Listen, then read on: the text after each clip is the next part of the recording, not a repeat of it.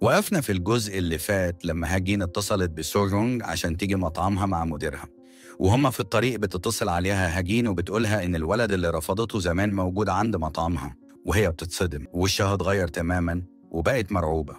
جو يون كان بيكلمها لكنها كانت متوترة وبتحاول تخبي نفسها ورا الباب لأنها مش عايزة سون يكتشف الحقيقة، وعلشان تخرج نفسها من الموقف حاولت تكذب عليه، وهي ما خدتش بالها إن إيديها كانت محطوطة على صدره، ولما هو نبهها اتصدمت وسحبت إيديها بسرعة وهي بتضحك معاه. في نفس الوقت هاجين في المطعم كانت مصدومة من حقيقة إن الولد اللي كان معاهم في اللعبة هو نفسه مدير سوجونج. في طريق الرجوع سوجونج قالت إنها هتنزل عند محطة الأتوبيس، لكن جو يون كان عايز يفضل معاها، فبيسألها بتركب أتوبيس إيه. سوجونج بتفتكر إنه راجع الشركة، لكنها استغربت لما بتلاقيه إنه قرر يركب نفس الأتوبيس معاها.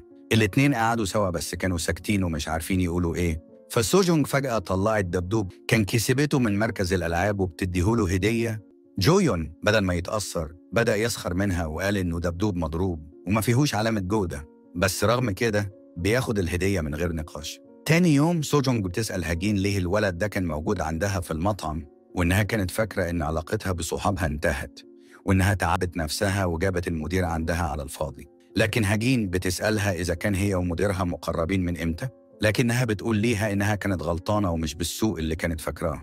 هاجين بتسألها لو الولد اللي رفضته زمان طلع هو مديرها هتعمل إيه؟ سوجونج على طول رفضت الفكرة وقالت مستحيل، لأن الاتنين ملهمش أي علاقة ببعض، وإن الولد ده كان أسوأ حد في حياتها وعمرها ما هتحبه. وفي اللحظة دي المدير اتصل بسوجونج وبيتحول غضبها فجأة لنعومة، وهاجين كانت مصدومة من تصرفها. بعدها في الشركة هاجين قابلت جو يون وأخوه شين وون، وبالرغم من إنهم ما كانوش مقربين قوي لكنها كانت فضولية وسألته عن ماضيه العاطفي. شين وون بيحكي ليها إن جو يون زمان كان في كافيه إنترنت وكان بيلعب لعبة اسمها أسطورة الغرفة المغلقة، ولما دخل الجيش بيرجع وبيسأل شين وون عن طريقة يعترف بيها بحبه لبنت كان بيحبها من خلال الإنترنت. شين وون بيضحك وبيقول له بكل ثقة إنه ما يعرفش لأن البنات هم اللي بيعترفوا له بحبهم، وبيحكي ليها إن جو يون لما اعترف لبنت كان معجب بيها، مش بس اترفض، دي كمان قلت منه وأهانته قدام الكل.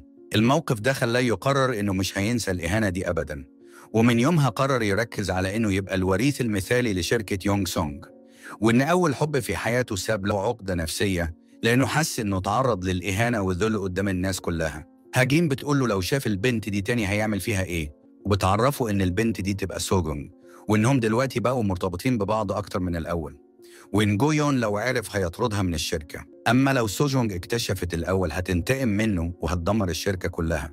وهنا الاتنين بيقرروا إنهم لازم يفرقوا بينهم بأي طريقة قبل ما تحصل كارثة.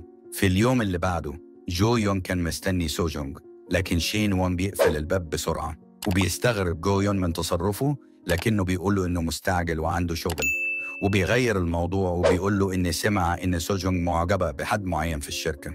ولما بيرجع جو يون كان مبتسم وفرحان وبيقول مستحيل تكون معجبة بيه هو. أما سوجونج فلما رجعت المطعم بتلاقي كل الزباين رجالة عازبين قاعدين لوحدهم، وبتطلع خطة من هاجين عشان تخليها تخرج مع حد غير جو يون. حتى في الشغل بقت تقول ليها تشتغل لوحدها دايما. بعدها واحد من زمايلها جاب تصميم جديد، وأثناء ما الكل بيتفرج بدأوا يتكلموا عن مدير القسم كيم اللي بقى مشهور جدا في الشركة.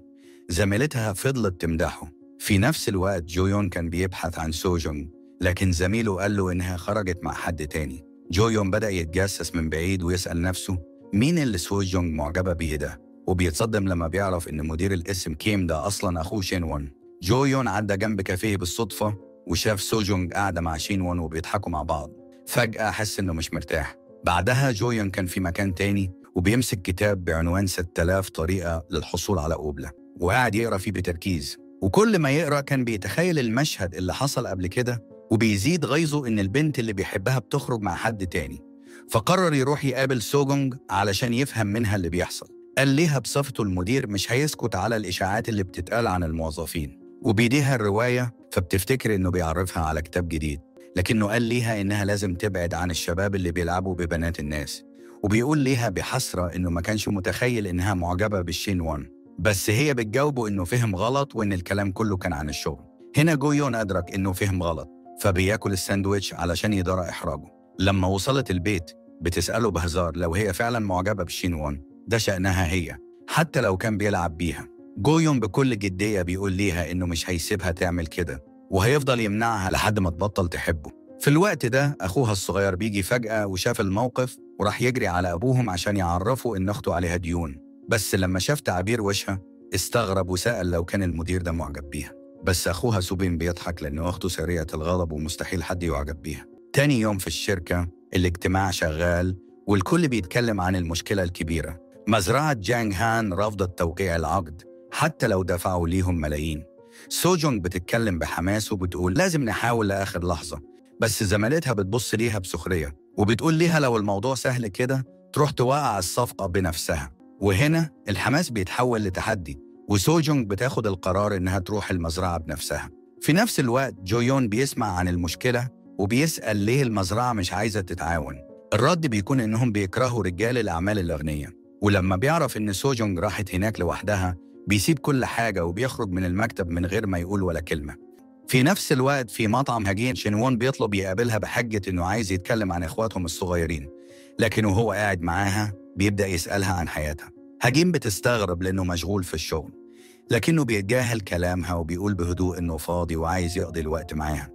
في المزرعة سوجونج بتستغل الفرصة وبتساعد مديرة المزرعة، والست بتبصلها باستغراب وبتسألها ليه جت هنا. سوجونج بتضحك وبتقول إنها بتحب الآيس كريم بتاعهم وبتتمنى لو يبقى متاح في المولات. المديرة بترفع حاجبها وبسرعة بتفهم اللعبة وإنها من شركة يونغ سونج، وفجأة ملامحها بتقلب وبتطردها وهي بتقول إنها مش هتتعامل مع رجال الأعمال اللي همهم الفلوس بس. قبل ما سوجونج تقدر ترد فجأة جويون بيظهر لابس شيك جدا وبحركاته المعتادة بيحاول يعرف نفسه. بس قبل ما ينطق سوجونج بتتصرف بسرعة وبتقول إنه أخوها الصغير والسواق بتاعها، وبتشد المديرة تركب العربية، وبعدها بتبص جويون وبتقول إنه يوصلهم البيت. بعدها بتسأله سوجونج عن سبب وجوده وهو بيقول ليها إنه جاي علشان يكون مع البنت اللي بحبها. بعد لحظة صمت جويون بيقترح إنهم يتظاهروا إنهم حبيبين بدل إخوات، بس سوجونج ما بتهتمش لكلامه وبيبدأوا يحاولوا يقنعوا مديرة المزرعة تتعاون معاهم، وبيشتغلوا مع الناس وبينقلوا البضائع وبيلعبوا مع العيال الصغيرة. بس المديرة مش بتبين أي اهتمام والوضع بيبان إنه مجهود على الفاضي. في النهاية بيقرروا يحاولوا مرة أخيرة، بس المديرة بتتعصب عليهم وبتقول ليهم يمشوا. بالليل جويون قاعد يضحك على سوجونج لأنها بتضطر تلبس هدوم مديرة المزرعة لأنها ما كانش معاها هدوم تانية، ولما بيقعدوا معاها بيعرفوا منها إنها اتبرعت بكل ثروتها وعايشة في البيت البسيط ده. بعدها جويون بيشوف صور ابن المديرة وبيحس بغيرة غريبة، فبيقول ليها إن حفيدها هيكون سعيد معاها. ولما بتبتسم المديرة سوجونج بتستغل الفرصة وبتحاول تقنعها توقع مع الشركة. بعدها بيعرف جويون إن مفيش مواصلات وإنه مش هيعرف يرجع بيته، فبيتقرر إنهم يقضوا الليلة هنا. وهم قاعدين مع بعض جويون بيسألها ليه بتشتغلي بجد كده؟ سوجونج بتبتسم وبتحكي له عن ماضيها وبتقول له إنها وهي صغيرة كانت بتحب تلعب في الجنينة، وفي مرة واحد من الجيران قال ليها إنها بنت ومتقدرش تطلع على الشجرة، ومن وقتها وهي بتحاول تثبت إن محدش يقدر يحكم على قدراتها. وهما بيتكلموا مع بعض سوجونج بيجي ليها اتصال من هاجين اللي بتحاول تبعدها عن جويون بأي طريقة. سوجونج بدأت تشك في تصرفات هاجين، وفي اليوم اللي بعده جويون بيطلب منها يتمشوا شوية وراحوا لمكان جميل في المزرعة. سون افتكرت إنه هيعترف بحبه، فقبل ما يتكلم قطعت عليه وقالت مش هينفع. جويون كان مصدوم ومش فاهم هي بتتكلم عن إيه، بس هو كان بيسألها إذا كانت عايزة تروح معاه لمكان معين، وهي على طول افتكرت إنه بيخطط يعترف بحبه. في الطريق فضلت تراقبه، ولما وصلوا عند النهر وقالت في سرها إنه أكيد هيعترف ليها هنا، لكن الصدمة إنه قال ليها إن ده المكان اللي المدير بيستخدم فيه المية علشان يعمل الخمور بتاعته. سوجونج كانت مصدومة إنها كانت غلط، وهي بتحاول تاخد شوية منها فجأة اتكعبلت وبتقع في حضن جويون، وهو استغرب وبيمشي بعدها. في النهاية المديرة بتوافق تتعاون مع الشركة بعد ما شافت جويون وسوجونج، وبيأكدوا ليها إنها مش هتندم على القرار ده. لكن اللي سوجونج ما تعرفوش هو إن جويون بيقابل المديرة من وراها وبيعرفها إنه المدير الحقيقي للشركة، وحكى ليها عن جدته اللي بتحب الشركة أكتر من نفسها وإنه بيحاول يحقق رغبتها. جويون قال لو المديرة وافقت على العقد فالشركة هتتبرع لصندوق خيري لدعم المستشفى المحلي، وهتستثمر في بناء مصنع للآيس كريم للأطفال المرضى. المديرة عجبها كلامه ووافقت، ولما بيرجعوا سوجونج كانت متعصبة إن جويون ما اعترفش بحبه ليها، وهو مش فاهم هي متضايقة ليه، وهي دخلت البيت وقعدت تكسر كل حاجة حواليها. طلعت كل غلها في الدبدوب اللي جو يون اداهولها، لكنها بتتصل على جو يون اللي كان نايم. جو يون افتكر إنها بتكلمه بسبب الشغل، لكن فجأة لقى نفسه بيتشتم في نص الليل وهي بتتعصب أكتر من تصرفاته الهادية. في اليوم اللي بعده لما راح الشغل فجأة بيسأل السكرتيرة عن أكتر حاجة بتحبها في جوزها.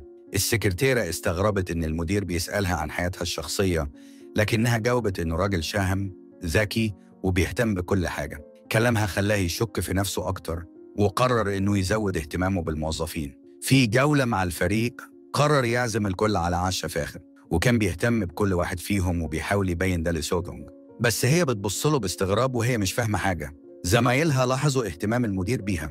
بعد العشاء هاجين اتصلت بسوجونج وبتسألها عن رحلتها للمزرعة، فسوجونج انفجرت وقالت إن جو يون شخص غبي. هاجين بتفرح وحست إن الموضوع انتهى وبدأت تدبر ليها ميعاد جواز. بالصدفة جو يون بيسمع كلمة جواز وبيكون متضايق جدا. بعدها بتاخد رأي زميلها اللي بيقول ليها إن كل أبطال قصص الحب بيتكسفوا ويعترفوا بحبهم وإنه بيحبها أكيد.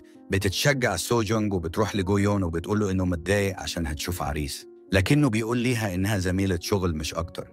ولما بترجع البيت بتقرر تروح بيته ومعاها الرواية اللي اداها لها وبتسلمها له ببرود، لكنهم بيتخانقوا أكتر بيزيد الموضوع سوء. في نفس الوقت هاجين وشين وون كانوا مبسوطين جدا لأنهم حسوا إن إخواتهم بقوا في أمان وكل واحد بقى يكره التاني. لكن هاجين كانت مستغربة ليه شين وون دايما متواجد وبيساعدها في المطعم، حتى إنه قبل كده كان بيروح يجيب المنتجات معاها. شين وون بيعترف أخيرا إنه بيعمل كده علشان عايز يكسب حبها، وكان هدفه الحقيقي هو إنه يعترف ليها بمشاعره. لكن هاجين رفضته. وهو في طريقه للبيت شين وون بيصادف حبيبته القديمة اللي طلبت منه يرجعوا لبعض، وقالت له إنها كانت متهورة وقت الانفصال لكنها اتغيرت دلوقتي وعايزة فرصة تانية. شين جون كان واضح جدا وقال ليها إنه عمره ما أجبرها على حاجة، لكنه كمان لما حاجة بتنتهي عنده بتبقى انتهت فعلا، ومشي من غير حتى ما يبص وراه. تاني يوم سوجونج راحت تقابل عريس شافوه ليها أهلها، وكان محامي وسيم طويل شكله رائي وكمان غني وعارف يتكلم بذوق جدا.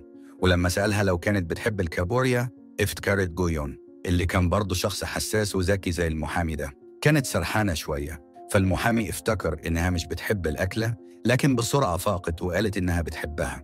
في الوقت ده جو يون كان قاعد في البيت بيقرأ شوية روايات، وافتكر كلام سو جونج لما قالت له إنه لو استمر كده أكيد الكل هيسيبه زي حبيبته الأولى، وبدأ يفكر في كلامها. ولما عرف إن سو جونج خرجت في ميعاد غرامي مخه باظ تماما وما بقاش عارف يركز. حتى في اجتماع الشركة الجو بقى متوتر جدا لدرجة إن الاتنين المساعدين حسوا إنهم حرفيا متجمدين مكانهم.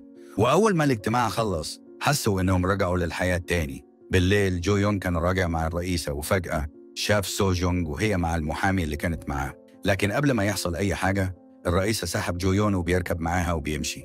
سو جونج حست بتأنيب الضمير، لكنها برضو ما كانش عندها خيار تاني لأنها هي اللي قررت تخرج للموعد ده. لكن المشاكل ما وقفتش هنا، لأن في حفلة الشركة الرئيسة أعلنت رسمياً إنه لسه ما قررتش تخلي جو يون الوريث الرسمي للشركة، وإنها ممكن تجيب مدير من بره أو حتى حد يهتم بالمجموعة بنفس الطريقة اللي هي كانت بتهتم بيها. بس برضو أكدت إنها شايفة إن جو يون شغال كويس وإنها هتعلن للصحافة إنه الوريث الشرعي. في الوقت ده سوجونج والمحامي كانوا في مركز تسوق وماشيين مع بعض كأنهم في موعد غرامي. المحامي كان مستغرب إزاي بنت موهوبة زيها ما عندهاش حبيب، وبما إنه كان في المول طلب منها تساعده يختار هدوم جديدة. في نفس الوقت جو يون كان في نفس المكان اللي بيروحه واللي بيرتاح فيه، لكن الغريب إنه أول مرة يحس إنه مش مهتم بالحاجات دي زي زمان، وكان حاسس بالملل وبيفتكر أيامه مع سو جونج وقد إيه كان سعيد وقتها، وإنه فعلياً ما بقاش ينبسط إلا وهي موجودة معاه. في نفس الوقت بتكون سو جونج بتستنى المحامي لكنها بتلاقي حد بيسحبها فجأة وبتتفاجئ منه، والحلقة بتنتهي. المسلسل لسه مخلصش، لو عايزين إننا نكمله عرفونا في التعليقات. شكراً لكم على المتابعة، اكتبوا لنا رأيكم عن المسلسل في التعليقات. سلام.